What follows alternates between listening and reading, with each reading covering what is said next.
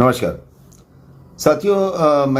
आज आपके बीच में अचानक आना पड़ा मुझे कि एक ऐसी घटना घटी है उत्तर प्रदेश की राजनीति में जो मैंने अपने 35 साल के अनुभव के आधार पर कह सकता हूँ बहुजन समाज पार्टी में इस तरह की कभी कोई घटना उत्तर प्रदेश की राजनीति में मैंने नहीं देखी। आज एक 8 दिन पहले अगर आपने देखा हो मेरा दूसरे चैनल पे एक वीडियो मैंने किया था कि इमरान मसूद बहुजन समाज पार्टी में शामिल होंगे और आजम खां का कद होगा। जो समाजवादी पार्टी में आजम खां का कद है वो कद इमरान मसूद का होगा। आज इमरान मसूद बहुजन समाज पार्टी में शामिल हुए। मायावती ने उनके सर पे हाथ रखा, उनसे जब बोलिया है बुके, और उसके बाद ताबड़तोड़ 3 ट्वीट उन्होंने किए। इमरान मसूद को कद्दावर नेता बताया, इमरान मसूद को बताया कि उससे इमरान मसूद के आने से बहुजन समाज पार्टी में मुसलमानों का भरोसा बढ़ेगा। इमरान मसूद की तारीफें की उन्होंने। और इमरान मसूद को ज्वाइन कराने के बाद इमरान मसूद के साथ ज्वाइन करने वालों में काजी रशीद मसूद के बेटे भी हैं, जो इमरान के जो हैं चचेरे भाई तो हैं, साथ में दामाद भी।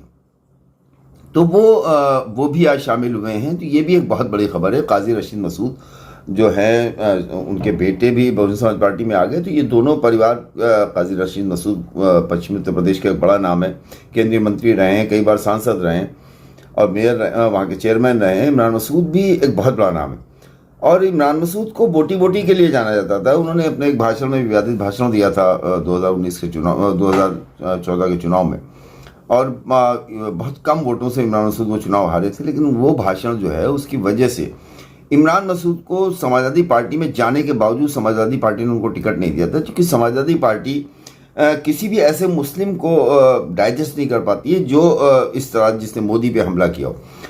तो इमरान मसूद अपने विवादित बयानों के लिए, अपने फायर ब्रांड तकरीरों के लिए जाने जाते हैं और उनकी शामिल होने पे मायावती ने उनकी खूब तारीफें की, 3 ट्वीट किए और उसके बाद उनको पश्चिमी उत्तर प्रदेश का संयोजक और प्रभारी बना दिया। ये भी अपने आप में एक बड़ी खबर है कि बहुजन समाज पार्टी में जिस दिन आदमी शामिल हो उसी दिन उसे संगठन में इतना बड़ा ओहदा दिया जाए। ये भी एक बहुत बड़ी खबर है उत्तर प्रदेश की राजनीति के लिए, बहुजन समाज पार्टी के लिए। बहुजन समाज पार्टी ने आजमगढ़ उपचुनाव के बाद जो एक तरीका सिलसिला शुरू किया था मुस्लिम जोड़ों का, उसको आज उस सिलसिले को और आगे बढ़ा दिया। समाजवादी पार्टी को 4 चुनाव से उनकी हार, मुसलमानों का लगातार उनके ऊपर भरोसा कम होना और तमाम ऐसे वाक़यात हुए हैं। जैसे PFI पे मायावती का बयान आया, ट्वीट आया, अखिलेश का कोई ट्वीट नहीं आया। हमने देखा कि तेलंगाना के एक विधायक जो है राजा, उनका जो बयान आया पैगंबर के खिलाफ, उस पर भी मायावती का ट्वीट आया, सख्त ट्वीट आया, अखिलेश का कोई ट्वीट नहीं आया।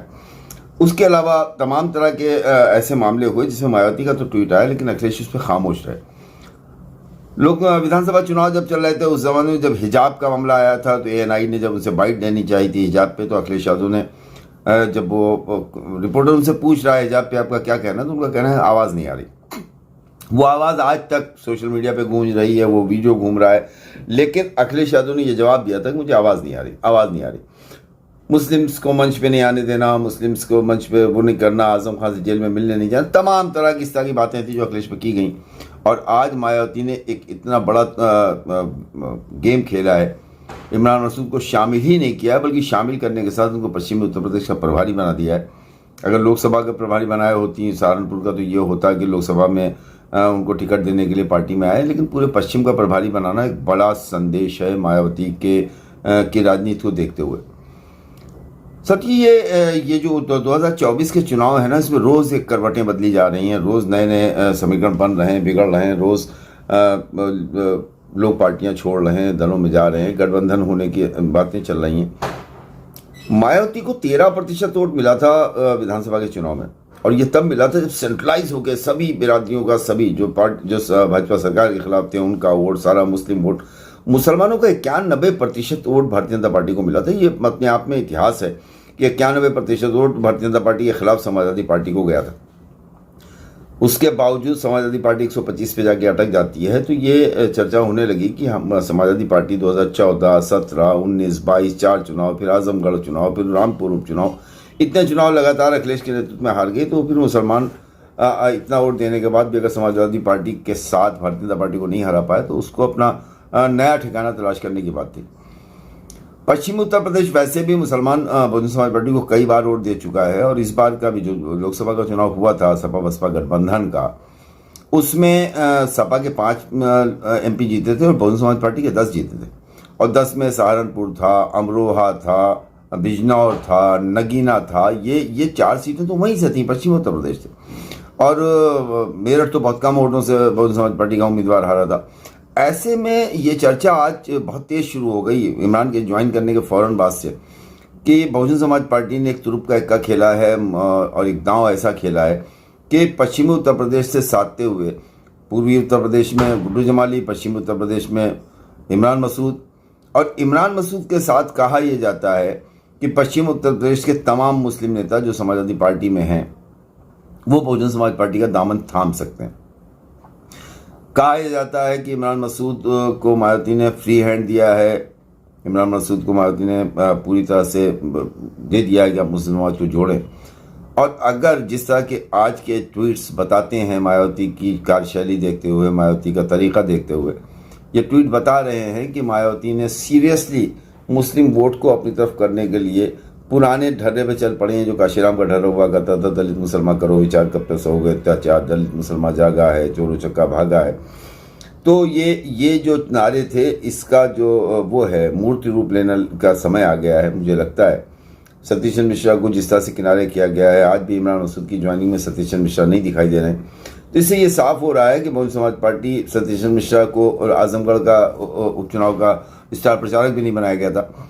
ये साफ हो रहा है कि बहुजन समाज पार्टी अपने पुराने मूल पे लौट रही है, और इमरान मसूद ने जिस तरह से मीडिया से बात करते हुए बाहर निकल के कहा है, वो भी अपने आप में एक इशारे दे रहा है कि इमरान मसूद से उनकी मुलाकात में तमाम साथियों से बताया उन्होंने कि मुझसे मुलाकात में तो उन्होंने कुछ भी नहीं कहा, और वो जब घर पहुंचे और मायावती का जब ट्वीट आता है तो उसमें ट्वीट में उनको प्रभारी बना दिया जाता है, तो वो तो एकदम शॉक थे कि अरे ये क्या हो गया। तो इमरान मसूद को बड़ी जिम्मेदारी बहुजन समाज पार्टी ने दी है। इमरान फायर ब्रांड नेता के तौर पे जाने जाते हैं, और मुस्लिम्स जो जैसे अब कैराना है, कैराना में क्या कहते हैं, नाहिद हसन इतने दिनों से जेल में है, समाजवादी पार्टी कोई आंदोलन नहीं चला रही, जबकि वो लगातार वहाँ से जीतते हैं, MP जीते, MLA जीते, तमाम चीज़ें हैं, उसके बाद भी वो समाजवादी पार्टी ने उनके लिए कोई आंदोलन नहीं किया। एक प्रोफेसर राम गोपाल यादव जाके मुख्यमंत्री से मिलते हैं तो किसी और के लिए मिलते हैं, जो एक विधायक, पूर्व विधायक थे और प्रोफेसर के करीबी थे, उनके खिलाफ जब विजिलेंस की कार्रवाई हुई तो जाके रात में मिलते हैं। लेकिन मुस्लिम MLAs, मुस्लिम MPs के लिए समाजवादी पार्टी आवाज़ नहीं उठाती। ये ऐसी बातें हैं जिसको समझते हुए मायावती ने अपना ट्रेंड बदला है, मायावती ने तरीका बदला है, और ये तरीका 2024 के चुनाव में एक नया गुल खिलाएगा, इसमें मुझे कोई शक नहीं लगता है। और मायावती का ये रूप बहुजन समाज पार्टी को ओवरलुक करके, बहुजन समाज पार्टी ने जिस तरह से सदस्यता अभियान चलाया है अभी 2022 के चुनाव के फौरन बाद से, उनके 6 महीने से सदस्यता अभियान चलाए, और हर विधानसभा क्षेत्र में 10,000, 20,000, 25,000, 15,000, 25,000, 50,000 ये नए सदस्य बनाए गए। अपने मूल को पकड़ने का उन्होंने प्रयास किया है। इमरान मसूद का आज बसपा में जाना, मायावती के ट्वीट करना, जिस तरह की फ़ोटोज़ आज मायावती के हैंडल से आई हैं, जिस तरह की फ़ोटोज़ जो हैं मीडिया में प्रसारित की गई हैं उनके स्टाफ द्वारा, वो बहुत इशारा कर रहा है। देखना यह है कि अब कांग्रेस के आज राष्ट्रीय अध्यक्ष चुन लिए गए हैं, नेहरू परिवार से बाहर के हैं, वो और नीतीश कुमार, ये जो नया गठबंधन का रूप लेके आने वाले लोग हैं, वो मायावती को किस रूप में देखते हैं। बहुत बहुत शुक्रिया। हमारे चैनल को लाइक कीजिए, सब्सक्राइब कीजिए, बेल आइकन को जरूर दबाइएगा। धन्यवाद, नमस्कार।